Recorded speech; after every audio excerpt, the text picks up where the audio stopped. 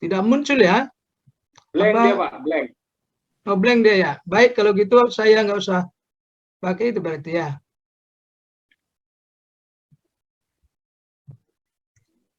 Oke. Baik teman-teman, yang dikasih Tuhan, sekali lagi yang diberikan adalah temanya, topik kita tentang hamba Tuhan dan pelayanannya.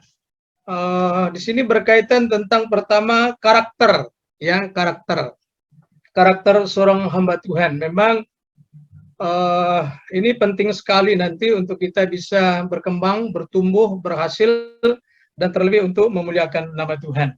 Yang pertama kita perlu ketahui adalah tentang yang umum saja dulu, arti daripada karakter itu sendiri, yaitu artinya adalah tabiat atau sifat-sifat kejiwaan, budi pekerti, atau juga kepribadian, serta akhlak. Ini menurut Kamus Besar Bahasa Indonesia. Nah, di sini malam ini kita berbicara tentang sifat atau tabiat manusia setelah jatuh ke dalam dosa. Menurut Alkitab, ya kita berbicara menurut Alkitab. Yang pertama, Alkitab mencatat bahwa semua manusia itu sudah berdosa. Dari Roma 5 ayat 12 berkata, sebab itu sama seperti dosa telah masuk ke dalam dunia oleh satu orang, dan oleh dosa itu juga maut. Demikianlah maut itu telah menjalar kepada semua orang, karena semua orang telah berbuat dosa. Jadi yang pertama, tabiat manusia itu adalah sudah berdosa.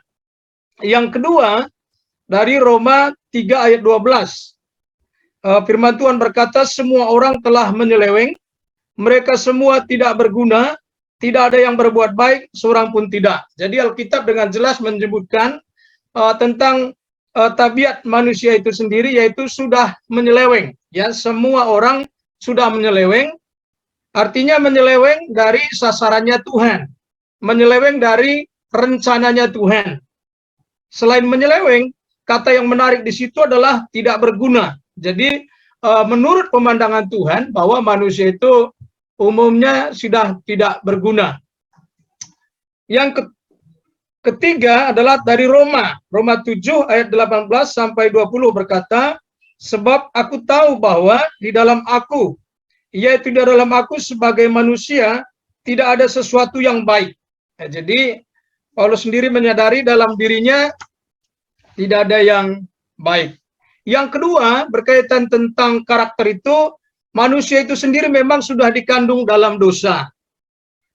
Dari Mazmur 51 ayat 5 berkata, sesungguhnya dalam kesalahan aku diperanakan, dan dalam dosa aku dikandung ibuku. Jadi memang sejak awal manusia itu sudah bertabiat melenceng dari kehendak Tuhan. Yang berikutnya adalah karakter manusia itu dijelaskan dalam Kejadian pasal 6 ayat 5 berkata, cenderung jahat. Ketika dilihat Tuhan bahwa kejahatan manusia besar di bumi, dan bahwa segala kecenderungan hatinya selalu membuahkan kejahatan semata-mata. Jadi ini memang sudah menjadi bawaan, ya sudah menjadi bawaan manusia itu sendiri. Ada keinginan untuk baik, tetapi dalam teks ini katakan memang selalu merencanakan hal-hal yang jahat. Nah, kebiasaan-kebiasaan dosa inilah yang membentuk karakter setiap orang. Ya, jadi kebiasaan yang dilakukan secara berulang-ulang terus-menerus jadi menjadi karakter bagi seorang itu. Dan secara umum manusia sudah hidup dalam karakter seperti ini. Ya, karakter berdosa, karakternya tidak berguna, karakternya melenceng dari rencana Tuhan. Ini menjadi tabiat daripada setiap insan manusia. Nah, oleh sebab itu, untuk dapat menjadi seorang hamba Tuhan sebagai pendeta atau sebagai penginjil, maka karakter seperti ini harus dibaharui supaya dapat menjadi seorang hamba Tuhan yang bertumbuh, yang berkembang, dan terlebih untuk menyenangkan hati Tuhan. Pertanyaannya adalah, apakah karakter buruk seperti ini, apakah karakter dosa ini, atau karakter yang tidak taat ini bisa diubahkan? Ya, tentu kita percaya sebagai hamba Tuhan, kita percaya kita bisa diubahkan karakter yang seperti itu. Nah, pertanyaan berikutnya adalah, bagaimana supaya karakter buruk dan karakter berdosa dapat diubahkan? Ini menjadi titik baliknya sebenarnya karakter seorang diubahkan. Yang pertama adalah bagaimana supaya kita bisa diubah dari tabiat-tabiat yang lama ini. Pertama, mengakui dosa dan percaya kepada Tuhan Yesus Kristus. Ini menjadi titik balik seseorang bisa mengalami perubahan dalam kehidupannya. Nah, kita percaya bahwa Yesus itu mati untuk menanggung dosa-dosa kita. Ya. Yesus itu mati membenarkan kita juga. Tadinya tidak benar, tadinya salah, tadinya menyeleweng, tapi ketika kita percaya kepada Yesus, Yesus maafkan kita. Tuhan Yesus berkata begini, aku tahu kamu jahat, aku tahu apa yang kamu lakukan, ya, tetapi saya mengasihi kamu, saya melupakan semua apa yang telah kamu lakukan, akan lakukan, ya. Jadi semua sudah dijamin oleh Tuhan. Nah, dalam Markus pasal 16 ayat 16 juga berkata, siapa yang percaya dan dibaptis akan diselamatkan, tetapi siapa yang tidak percaya akan dihukum. Jadi karakter kita bisa dirubah ketika seseorang atau kita percaya kepada Tuhan Yesus. Yang berikutnya adalah dari 2 Korintus pasal 5 ayat 17, ya, yang berkata, jadi siapa yang ada di dalam Kristus, ia adalah ciptaan baru, yang lama telah berlalu, sesungguhnya yang baru sudah datang. Jadi dengan iman percaya kepada Tuhan Yesus, kita diampuni, kita diselamatkan, lalu kita juga dibuat menjadi ciptaan yang baru. Ya. Sifat-sifat yang lama kita tadi sudah diampuni Tuhan. Ya. Dan kita sudah dibenarkan oleh Tuhan. Selain dibenarkan, selain diampuni, kita juga diberi sifat-sifat baru. Ya, sifat-sifat baru. Yaitu hasil dari Roh Kudus. Ya. Membuat kita mampu untuk memiliki karakter-karakter yang baru di dalam Tuhan. Nah, saudara-saudara yang dicintai Tuhan, pertanyaan lagi adalah, apakah sesudah kita percaya kepada Tuhan, percaya kepada Yesus, sifat-sifat kita yang lama ini tidak dapat bertumbuh kembali? Ya. Jadi ini tergantung kita. Nah, sifat lama ini, ya, dia akan tetap mati jika kita tidak izinkan hidup. Ya, jadi tabiat-tabiat itu masih ada, tetapi kalau kita kendalikan, kalau kita bawa kepada Tuhan, kalau kita serahkan kepada Tuhan, maka dia tidak hidup. Tetapi sebaliknya, kalau kita izinkan atau beri jalan untuk bertumbuh, maka dia akan bertumbuh kembali. Nah, saudara-saudara, perjalanan hidup yang telah kita lewati adalah sebuah kenangan bagi kita semua, ya. Jadi sesuai usia kita sekarang, misalnya kita ada 30, jadi sudah 30 tahun kita menjalani hidup ini. Ya. Ada kenangan yang menyenangkan, tapi ada juga kenangan yang tidak menyenangkan. Nah, perjalanan hidup yang telah kita lewati ini menjadi kekuatan bagi kita. Tetapi kita juga harus sadari bahwa perjalanan hidup yang kita sudah lewati juga bisa menjadi kelemahan dalam diri kita.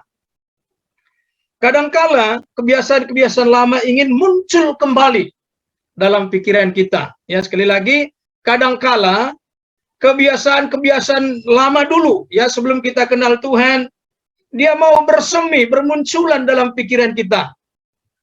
Ya, dan ini dapat bertumbuh karena didukung berbagai macam faktor. Pertama, karena sudah nyaman. Ya, jadi karena sudah nyaman maka muncul memori-memori yang lama. Lalu yang kedua, karena keuangannya sudah bagus. Ya, jadi keuangannya sudah mapan. Maka ada kemungkinan-kemungkinan sifat-sifat lama itu muncul ke permukaan.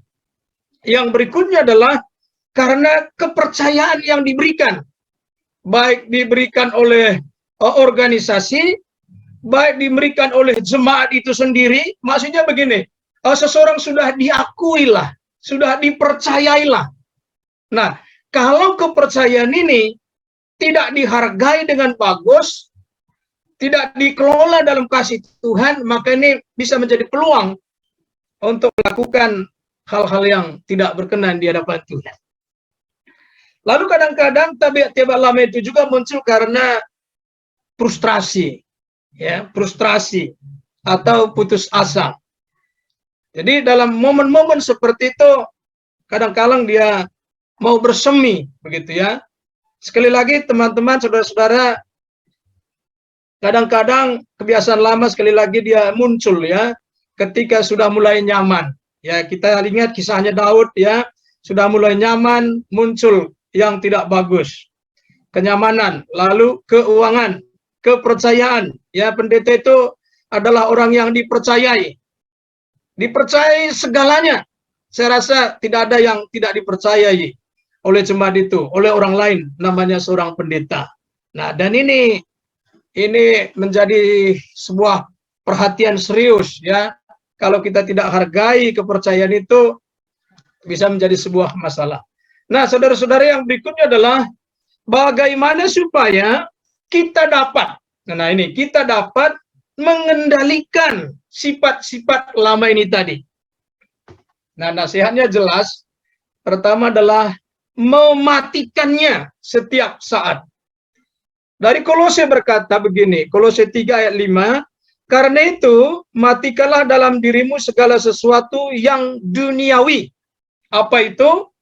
Percabulan, kenajisan, hawa nafsu, nafsu jahat, dan juga keserakahan yang sama dengan penyembahan berhala. Jadi hal-hal ini tadi kadangkala dia muncul, yaitu pikiran percabulan, yaitu kenajisan, yaitu hawa nafsu, nafsu jahat, dia bermunculan, didukung oleh faktor-faktor tadi. Sudah nyaman, sudah banyak duitnya, sudah dipercaya, lalu lagi stres, dia bermunculan. Tetapi nasihatnya adalah ketika itu muncul, harus dimatikan.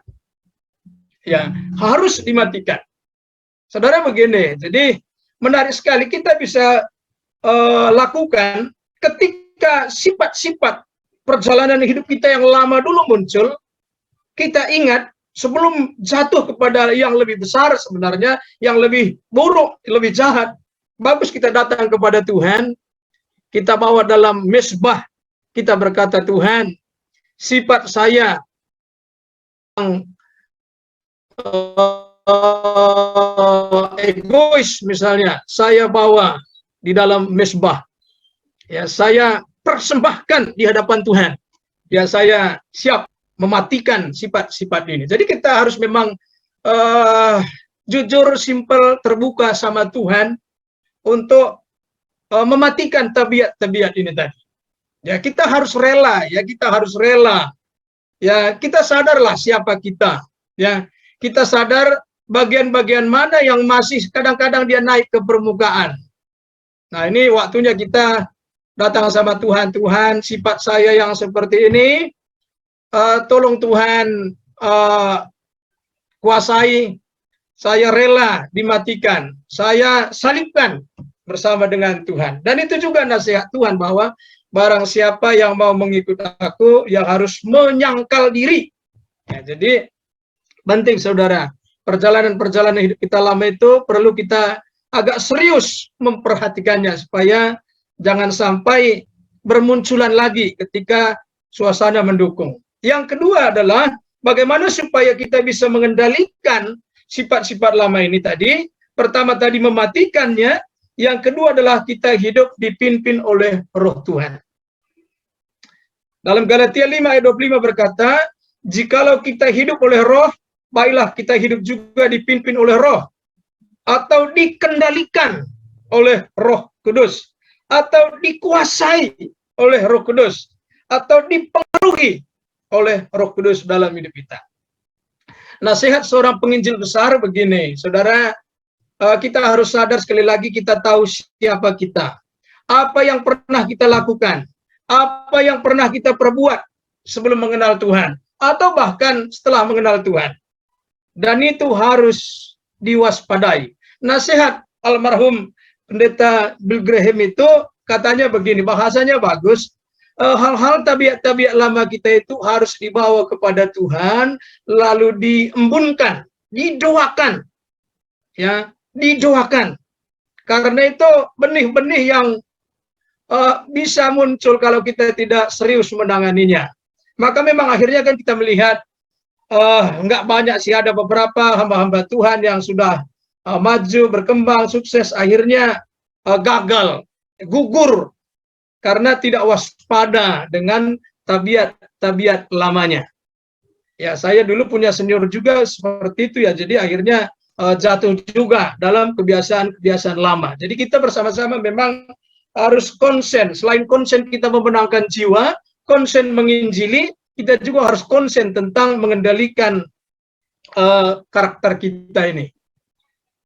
Nah, jadi saudara-saudara, kita harus waspada. Sekali lagi kita harus waspada dan bersandar kepada Tuhan supaya sifat-sifat lama kita jangan muncul lagi dalam hidup kita di dalam melayani Tuhan. Jadi ini yang pertama tentang karakter. Ya, saudara, karakter kita sudah diubahkan dan tetap waspada dengan karakter-karakter yang lama. Tidak ada orang yang tahu tentang perjalanan hidup kita, tetapi Tuhan tahu. Dan kita sendiri tahu apa sih yang dulu kesukaan saya sebelum kenal Tuhan. Nah, itu bisa muncul dia kalau tidak diserahkan sama Tuhan. Ya. Sekarang yang kedua adalah integritas. Nah, menurut kamus itu berasal dari kata integer yang artinya utuh. Nah, arti lengkap integritas ini adalah keadaan yang menunjukkan kesatuan yang utuh sehingga memiliki potensi dan kemampuan yang memancarkan kewibawaan dan kejujuran. Integritas biasanya teruji ketika seseorang memiliki kesempatan yang bersifat menyenangkan dan menguntungkan jika dilakukan, dan aman karena tidak ada orang yang mengetahuinya. Ada contoh yang kita bisa pelajari dari Alkitab tentang orang yang berintegritas, yaitu Yusuf. Yusuf itu punya kesempatan yang baik untuk merubah hidupnya sebenarnya, ya, karena sudah tinggal dalam lingkungan yang baik, yang kaya, yang nyaman. Ya, dia punya peluang untuk mendapatkan kedudukan. Dia punya peluang untuk mendapatkan harta. Dia punya peluang untuk mendapatkan kesenangan. Dan tentu ini kalaupun dilakukan sebenarnya bisa orang lain tidak tahu. Ya, bisa orang lain tidak tahu.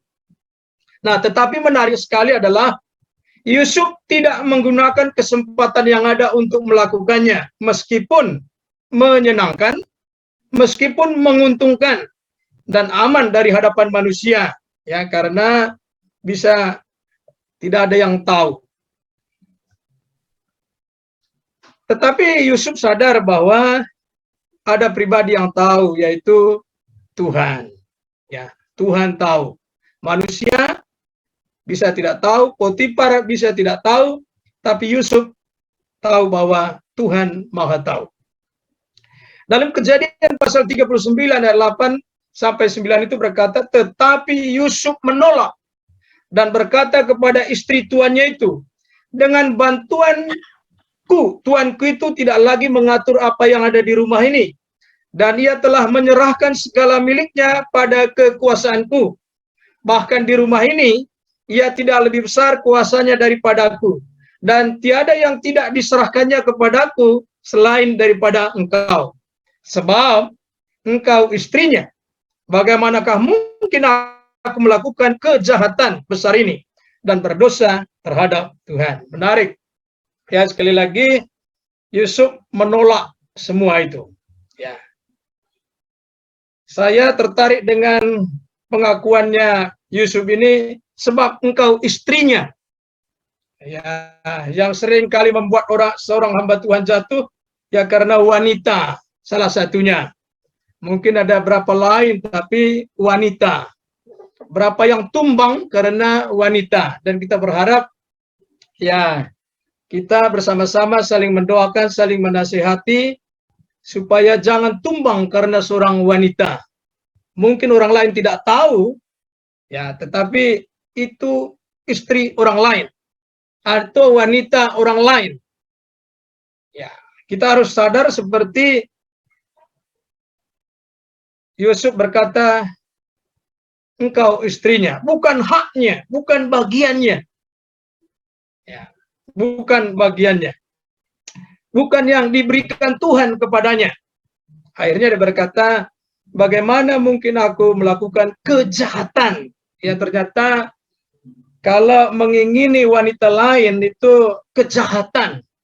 Ya, kejahatan ternyata. Dan Tuhan serius masalah itu. Yusuf menolak.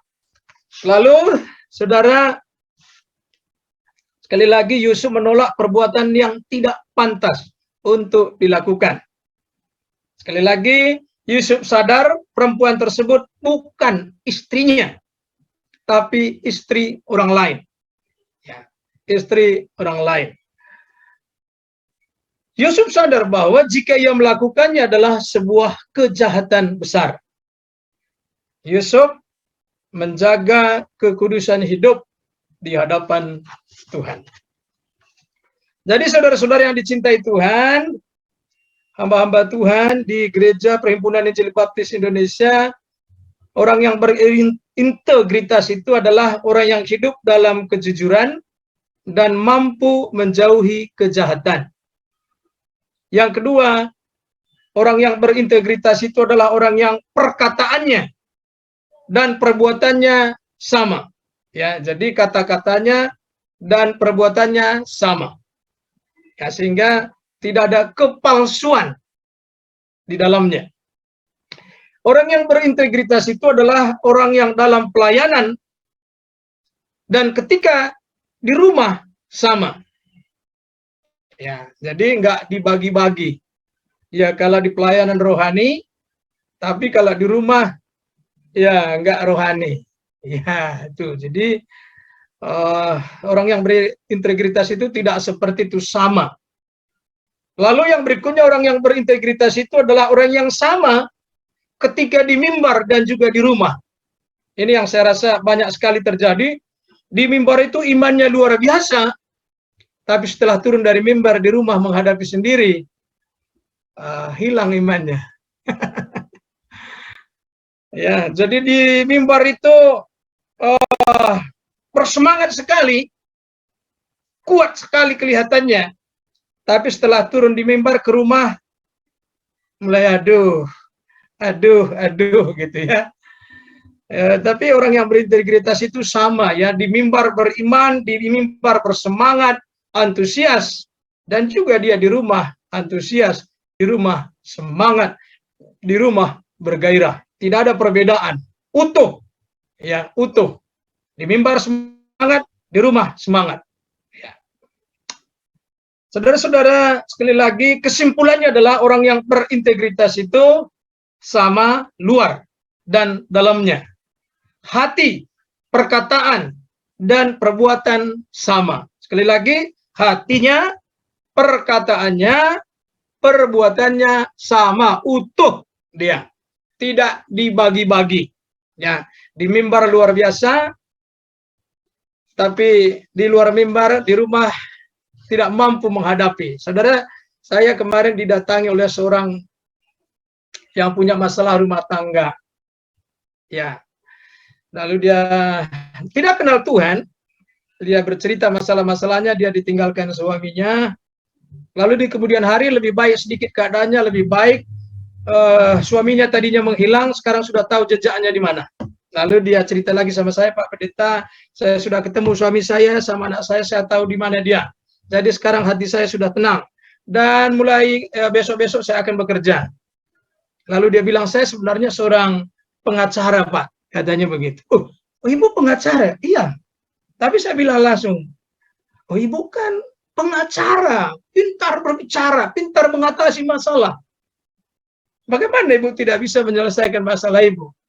Lalu dia bilang begini, memang saya pengacara Pak Pendeta, masalah orang lain bisa saya atasi, tapi masalah saya sendiri, saya nggak sanggup lagi mengatasinya.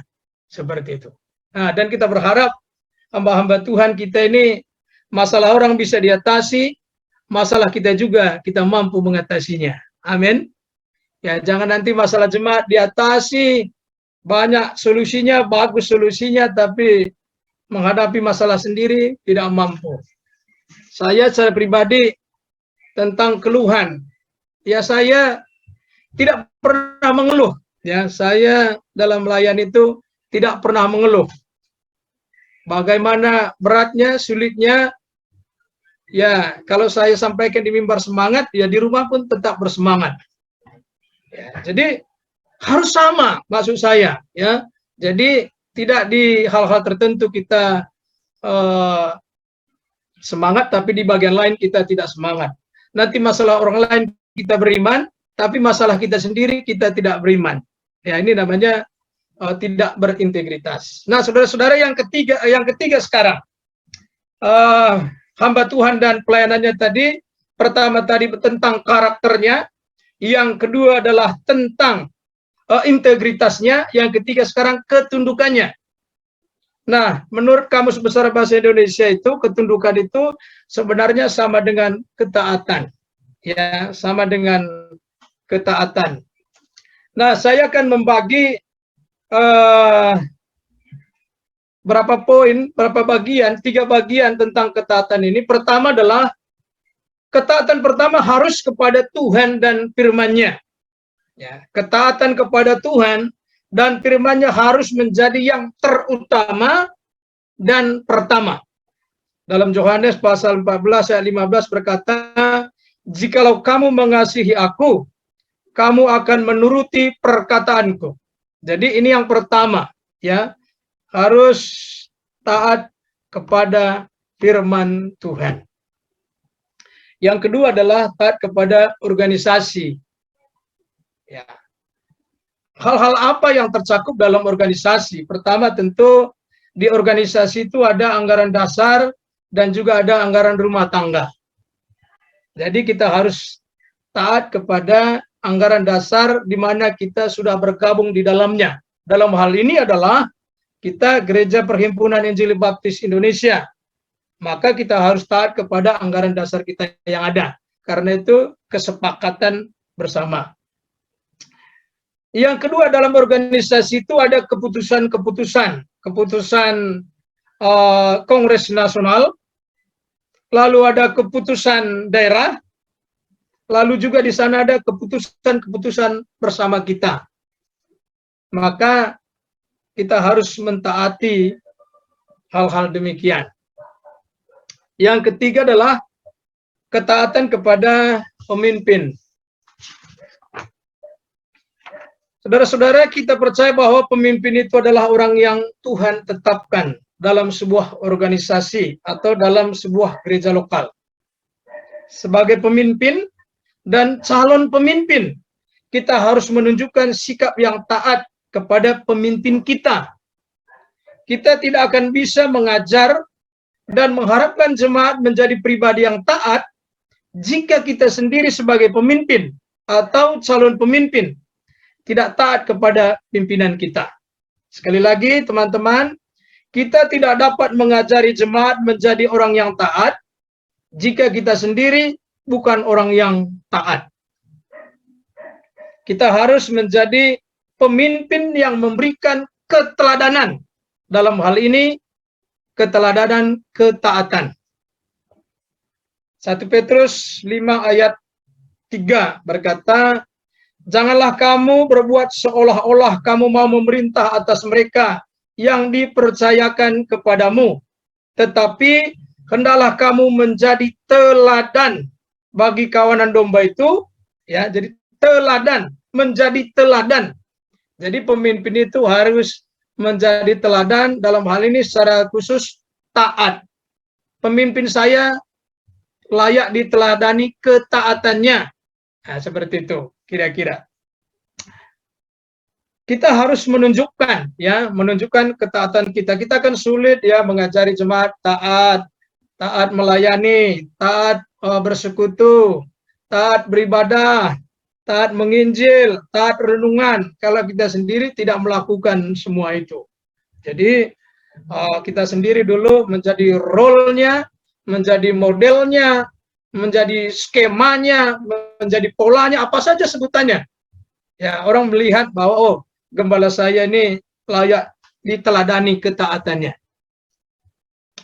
Ada contoh kita melihat, saudara, tentang Abraham, ya, dalam Kejadian pasal 22 sampai pasal 22 ayat 1, ayat 2 dan 3 itu bagaimana Tuhan sudah memberkati Abraham.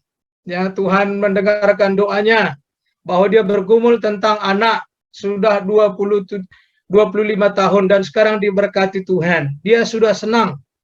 Ya, tetapi dalam senangnya itu Tuhan berkata, Abraham, persembahkanlah anak yang engkau kasihi itu. Ya, saudara, ini berat sebenarnya, ya, karena apa? Dia sudah senang, tapi sekarang Tuhan berkata dipersembahkan, dikorbankan anaknya. Tapi yang menarik adalah walaupun hal ini bertentangan dengan pikiran Abraham, bertentangan dengan kehendaknya Abraham, Abraham taat. Dia melakukan firman Tuhan dan dia mengorbankan termasuk anaknya sendiri. Ini luar biasa, ya.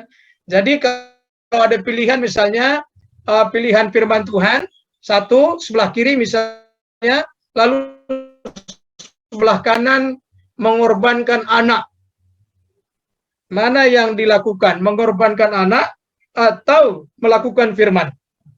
Abraham melakukan firman. Luar biasa, ya, ketaatannya kepada Tuhan, dan dia adalah seorang contoh tentang ketaatan, ya, sehingga dia disebut sebagai sahabat Allah. Jadi sebagai pemimpin, saudara, dan sebagai calon pemimpin, kita harus menjadi contoh dalam ketaatan, meskipun ada hal-hal yang tidak seperti yang kita pikirkan tentunya dan harapkan, ya. Janganlah kita seperti Maryam dan Harun yang membicarakan pemimpinnya Musa ketika mereka merasa tidak sesuai dengan harapannya. Ya, ketika membicarakan pemimpin di belakang itu, ya, sebenarnya apalagi yang membicarakan yang buruk, gitu, ya, tentu itu bukanlah jiwa seorang hamba yang taat. Tetapi mari kita jadilah seperti Daud, ya, meskipun disakiti, diancam oleh Saul, dia tetap taat kepada Tuhan, ya, dalam hidupnya. Saudara-saudara, sebagai hamba Tuhan, mari kita bantu pemimpin kita. Ya, tidak ada pemimpin yang sempurna tentunya. Ya, tidak ada pemimpin yang sempurna, tetapi mari kita bantu sehingga kita dapat bertumbuh bersama, berkembang bersama demi kemuliaan nama Tuhan. Yang berikutnya adalah tentang loyalitas, ya, tentang loyalitas. Arti loyalitas adalah kesetiaan. Nah, kata loyalitas ini umumnya digunakan dalam ruang lingkup organisasi dan profesi. Kalau kita berarti organisasi GPB, dan profesinya pendeta dan penginjil. Loyalitas dalam sebuah organisasi dan profesi sangat diperlukan untuk mendukung keberlangsungan dan kemajuan sebuah organisasi. Seorang yang memiliki loyalitas berarti patuh mengikuti, diatur oleh organisasinya. Seorang yang loyal akan cinta kepada organisasinya. Amin. Dan seorang yang loyal, dia cinta profesinya. Ya, saya berharap saudara, kalau nanti ditabiskan sebagai pendeta, banggalah sebagai pendeta. Lalu kalau saudara ditabiskan sebagai penginjil, banggalah sebagai penginjil. Ya, jangan saudara malu-malu, oh saya pendeta, malu, oh saya penginjil. Saudara harus bangga. Itu orang loyal. Ya, bahkan orang loyal itu selain bangga, dia juga siap berkorban untuk organisasinya. Bukan sebaliknya, mencari keuntungan di organisasinya atau mencari keuntungan di profesinya. Adakah orang yang mencari keuntungan di profesinya? Banyak. Ya, dalam pelayanan Paulus pun banyak. Ya, ada orang memberitakan Injil karena niat tidak baik, tapi ada juga orang memberitakan Injil karena cari keuntungan. Tapi saya percaya pendeta PB tidak ada hal seperti ini. Semuanya loyal semuanya. Amin. Ya, semua loyal. Saudara-saudara, ada kalanya seseorang memang tidak loyal kepada organisasi dan pemimpinnya karena adanya ketidakpercayaan. Ya, tidak percaya kepada organisasi, tidak percaya kepada pemimpinnya. Sehingga akhirnya orang tidak mau bangga dengan organisasinya, tidak mau loyal, ya, tidak mau bangga dengan profesinya. Ya. Nah, ada beberapa penyebab orang tidak percaya kepada pemimpinnya itu. Pertama, karena pemimpin yang ada itu memiliki karakter yang buruk. Ya, jujur kita memang ada juga kita temukan beberapa pemimpin-pemimpin yang memiliki karakter yang buruk. Ini membuat orang menjadi tidak loyal lagi. Lalu ada pemimpin yang memiliki integritas yang rendah. Ya, bukan tidak ada, tetapi rendah. Lalu ada juga alasannya, penyebabnya adalah karena pengalaman kegagalan seorang pemimpin atau hamba Tuhan di gereja lain. Ya, dulu dia pernah merasakan atau melihat. Ya, saya beberapa menemukan jemaat yang seperti itu. Dia tidak percaya sama pendeta. Dia sulit percaya sama pendeta. Kenapa? Saudara, dulu pendeta ini bagus pelayanannya. Dia melayani orang tuanya. Ini kisahnya di Malang. Jadi karena begitu percayanya ibu itu, semua surat-surat harta gono gininya diserahkan sama Pak Pendeta itu. Ya, percaya. Nah, tapi ya muncul tadi ya, karakter tadi muncul ya ke permukaan karena ada kepercayaan dari jemaat itu. Akhirnya Pak Pendeta itu tidak lagi mengakui itu semua surat-surat jemaatnya itu. Dan anaknya, anak jemaat ini mengetahui peristiwa itu. Ya, dan akhirnya dia berkata dia tidak percaya sama pendeta. Tidak percaya sama pendeta karena pendeta seperti itu. Sulit, ya, sulit mempercayai. Ya, mungkin kita tidak melakukannya, tapi ada orang lain yang melakukannya. Tapi kita juga ikut kena dampaknya. Dan ini kita harus berbesar hati juga. Kita tidak bisa berkata, oh enggak, pendeta enggak begitu. Enggak bisa kita berkata begitu. Nyatanya pendeta seperti itu. Ya. Nah, saudara-saudara, bagaimana supaya kita sekarang bisa loyal kepada pemimpin kita? Ya. Bagaimana supaya kita bisa menjadi pemimpin yang loyal? Loyalitas tinggi. Pertama itu, kerjakanlah segala sesuatu seperti untuk Tuhan. Ya, dalam Kolose pasal 3 ayat 22 sampai 23 berkata, hai hamba-hamba, taatilah Tuhanmu yang di dunia ini dalam segala hal. Jangan hanya di hadapan mereka saja untuk menyenangkan mereka, melainkan dengan tulus hati, karena takut akan Tuhan. Apapun yang juga kamu perbuat, perbuatlah dengan segenap hatimu seperti untuk Tuhan dan bukan untuk manusia. Jadi apapun yang saya lakukan dan saudara lakukan, kita lakukan untuk Tuhan. Ya. Perkara kecilkah yang kita lakukan, saya kerjakan untuk Tuhan. Perkara besar kita lakukan, kita katakan untuk Tuhan. Ada satu tips untuk kita supaya kita mungkin terhindar dari kesombongan mungkin ya. Kita harus berkata ini semua karena Tuhan. Ya, karena Tuhan. Apapun yang terjadi, yang ada, yang kita terima, ini karena Tuhan. Itu sangat baik sekali itu. Saudara-saudara, kita harus ingat bahwa tidak ada organisasi yang sempurna. Ya, kita sepakat itu. Lalu semua organisasi memiliki kekurangan dan kelemahan. Namun kita juga setiap organisasi memiliki keunikan dan kelebihannya tersendiri. Kita juga harus sadar bahwa tidak ada pemimpin yang sempurna. Semua pemimpin memiliki kelemahan dan kekurangan. Namun kita juga harus tahu bahwa mereka juga memiliki kelebihan dan keunggulan tersendiri, keunikan tersendiri yang Tuhan berikan bagi mereka. Kita semua hamba Tuhan memiliki kelemahan, kekurangan, keterbatasan. Namun kita juga semua memiliki kelebihan dan keunggulan satu sama lain. Dalam kelemahan, kekurangan, dan keterbatasan, mari kita saling melengkapi satu sama lain.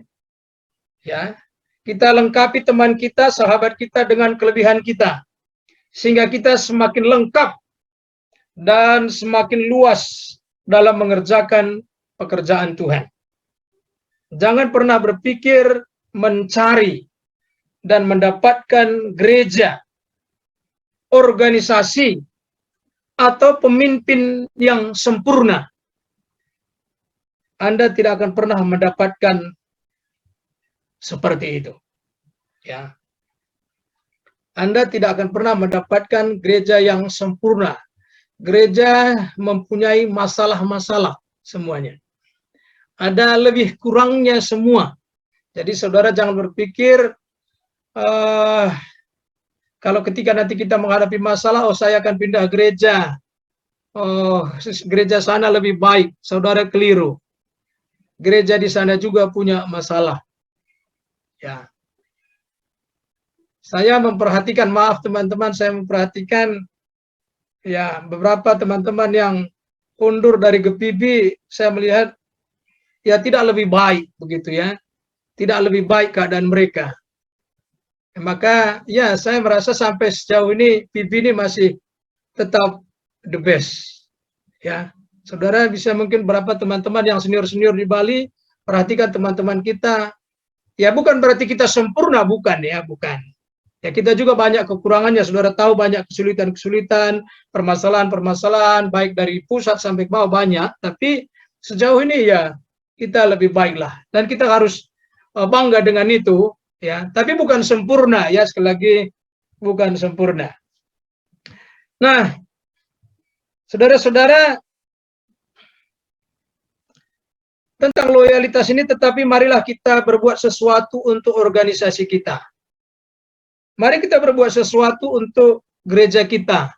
Ya, jujur saudara, sebenarnya saya ditanya Pak Pendeta Johan, Bapak mau nggak memimpin kita, kata Pak Pendeta Johan. Saya sebenarnya kalau pribadi nggak mau sebenarnya, karena saya tahu itu sulit besar itu. Tapi karena saya mau sedikit lebih berguna lah gitu ya.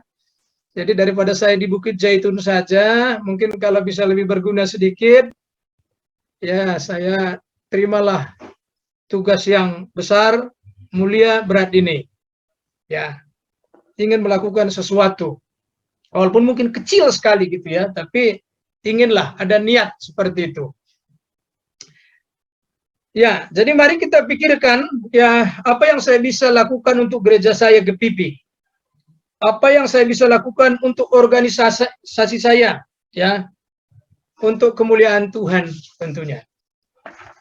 Saudara-saudara, ada beberapa pelajaran sekali lagi kita dengarkan. Pertama, yang paling penting adalah pengenalan kita kepada Tuhanlah yang dapat membuat kita memiliki karakter, integritas, ketaatan, dan loyalitas.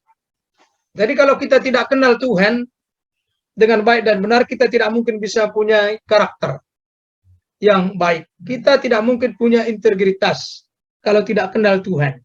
Kita tidak akan mungkin taat kalau kita tidak kenal Tuhan kita Yesus. Kita tidak mungkin bisa loyal kalau kita nggak kenal Tuhan Yesus.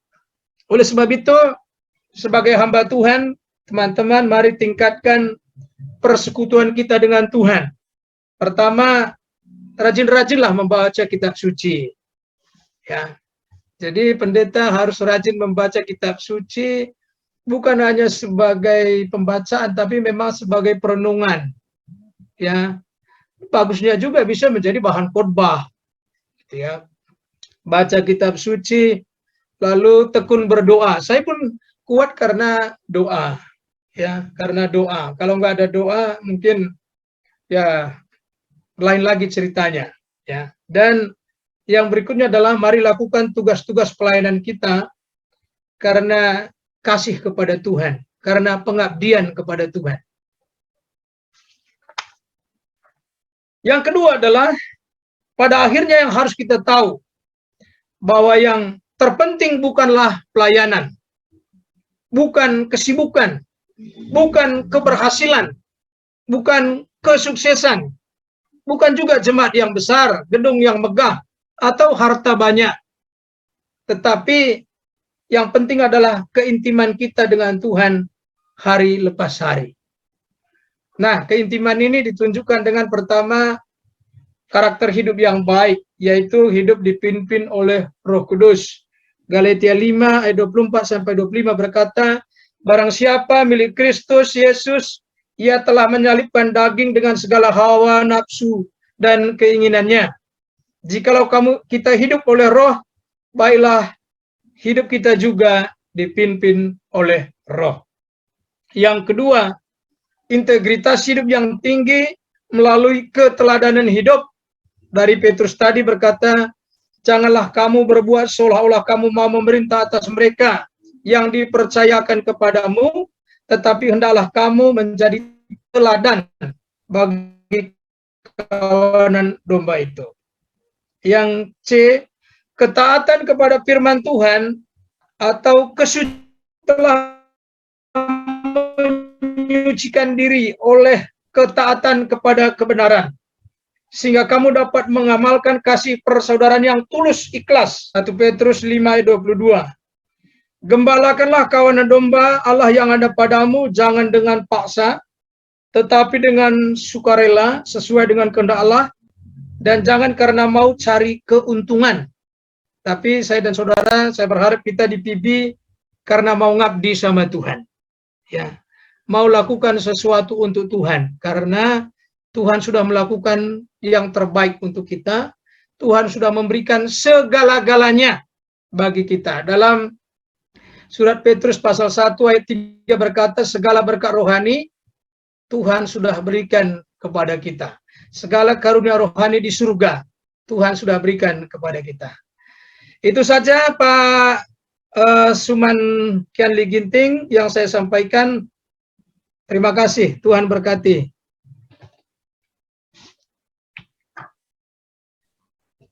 Baik, luar biasa sekali penguraian malam hari ini ya. Kita diingatkan lagi tentang karakter, ya, ketundukan tadi atau sama dengan ketaatan, juga integritas dan loyalitas.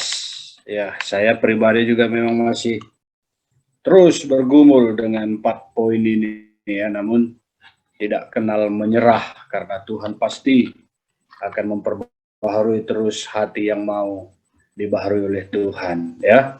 Baik teman-teman, ini sesi untuk kita semua. Mungkin ada yang kurang jelas, ada pertanyaan, atau ada kepengen pengulangan untuk mempertajam, ya saya persilahkan untuk teman-teman seperti kemarin mungkin 2 orang dulu ya supaya bisa dijawab oleh narasumber nanti. Silakan teman-teman.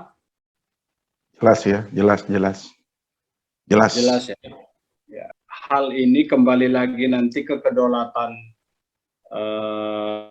aturan kita ya di ART, tentu yang mengeksekusi nanti adalah keabsahannya lewat BPD ya atau BPP. Tapi saya setuju dengan Pak Johan bahwa salah satu, kalau saya pribadi, cara saya biasanya dari dulu itu agak malas bertele-tele, ribet, runyam, sumpek, dan semeraut. Jadi sederhana, suka yang simple. Nah, jadi kalau saya pikir itu kalau memang sudah ada tanda-tanda nggak loyal, ya saya pikir juga perlu penegasan dari pihak organisasi. Kalau ini memang konteksnya ke situ ya. Begitu. Karena integritas itu juga 2 arah, integritas yang si pelaku juga integritas seorang pemimpinnya. Kalau anggota sudah nggak loyal, maka integritas pemimpinnya juga akan diuji di situ.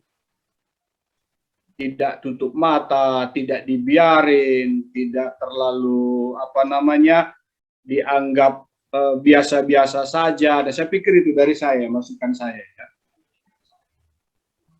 Ya, Teman lain saya sedikit, saya itu tadi Pak Pendeta Johan, saya hanya ingin menyampaikan, menegaskan bahwa tidak ada gereja yang sempurna begitu Pak. Ya, jadi maksud saya pindah gereja itu bukan solusi sebenarnya.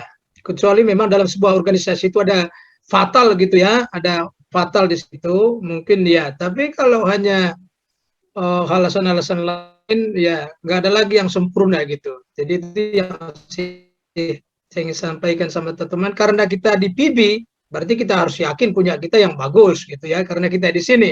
Kalau kita tidak sadar kita bagus, nggak mungkin kita loyal jadinya, kan begitu. Jadi itu ada katanya.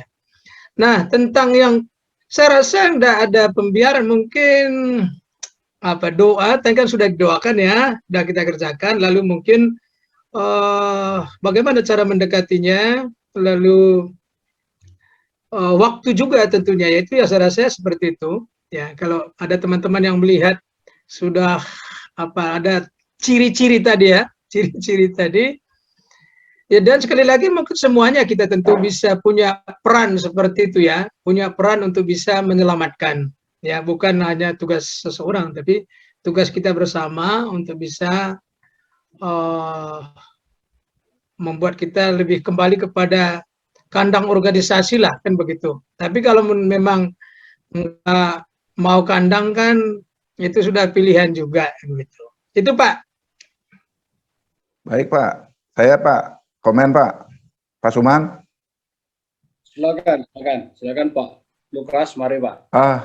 Iya, sebenarnya apa yang diuraikan dengan terperinci, panjang lebar, sederhana, dan sangat mendarat ya dari Pak Pendeta Santa tadi. Bagi saya ini adalah ilmu sukses Pak. Inilah ilmu sukses setiap orang. Ilmu beruntung dan ilmu berhasil. Ya. Nah, setiap ilmu akan tidak pernah ada artinya, ada hasilnya kalau tidak sampai di aksi gitu kan. Nah, oleh sebab itu bagi saya apapun sikap kita itu sebenarnya ayo tengok lagi di dalam uraian tadi tentang karakter, tentang loyalitas, tentang integritas, lebih-lebih lagi tentang ketundukan kita. Ya kan? Nah, ini jangan hanya dijadikan perbendaharaan, pengetahuan belaka di otak kita, tetapi ayo eksekusi. Mungkin kita ada ungkapan, mungkin kita tidak bisa terbang. Ayo kita lari. Mungkin tidak bisa lari dalam mengeksekusi ini, kebenaran ini. Ayo kita jalan. Tidak bisa jalan, ayo kita merangkak. Ya, yang penting pokoknya kita mengeksekusi.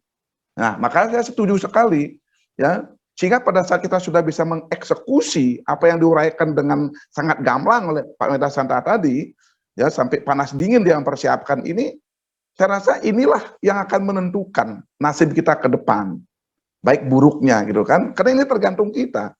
Nah, bukan berarti kita sekarang abaikan teman-teman kita yang mungkin ya sedang diproses sekarang gitu kan.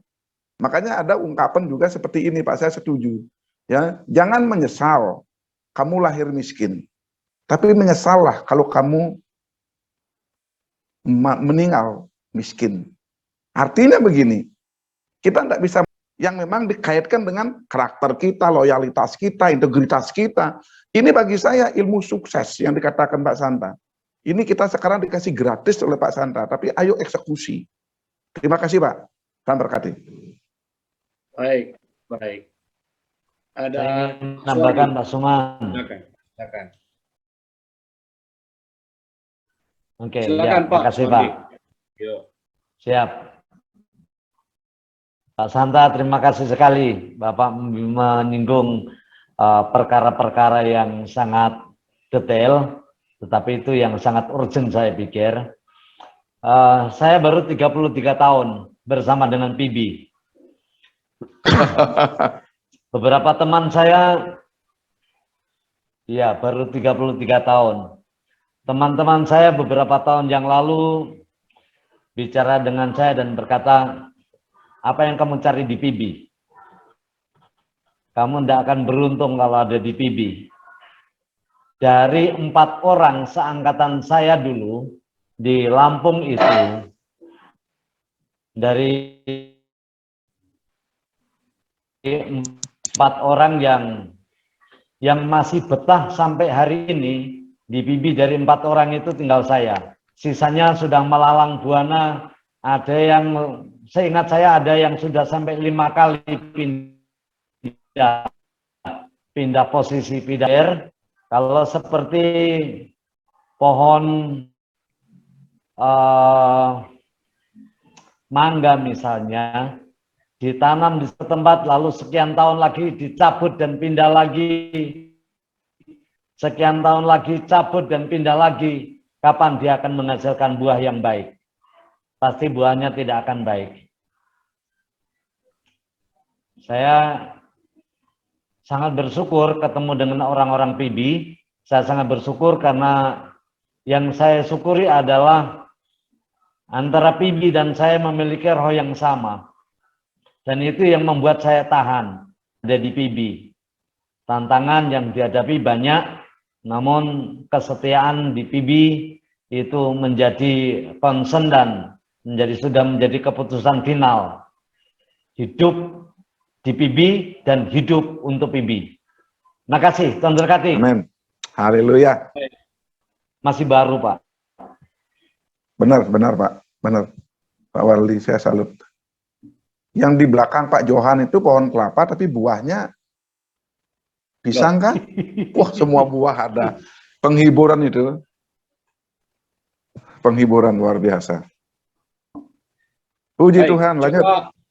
Coba saya dari tadi belum ada saya lihat, atau dari kemarin barangkali yang akan ditahbiskan ini. Kecuali Pak Made kemarin ya.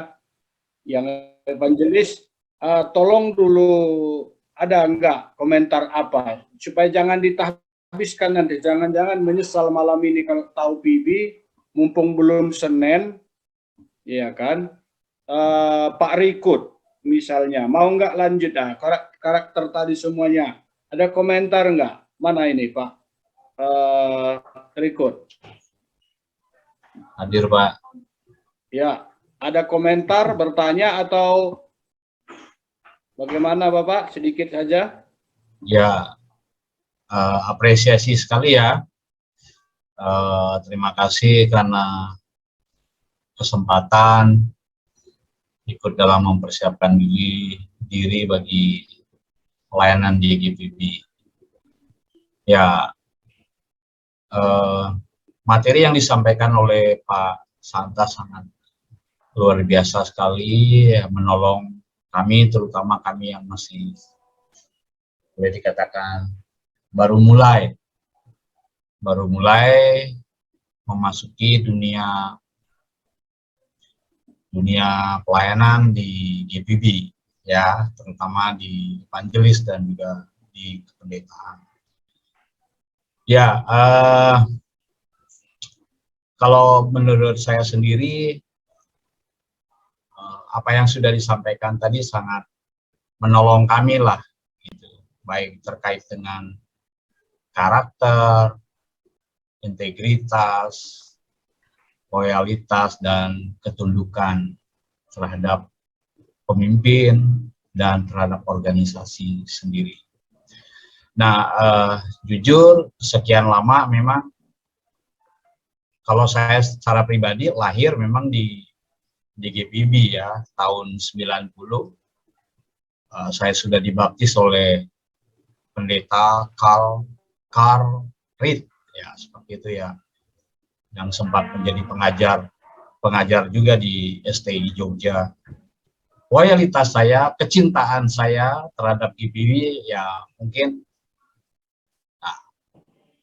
sama seperti yang disampaikan oleh Pak Suardi, hati saya ya tetap GPB lah, seperti itu. Menerima dan mengikuti pentabisan evangelis dan juga mungkin pendeta nantinya kan belum ini ya, belum boleh sekarang ya kan Pak Johan ya, belum boleh. Waktu sudah berjalan terus dan kita akan tutup sesi ini, namun saya sebagai Korwil menitip untuk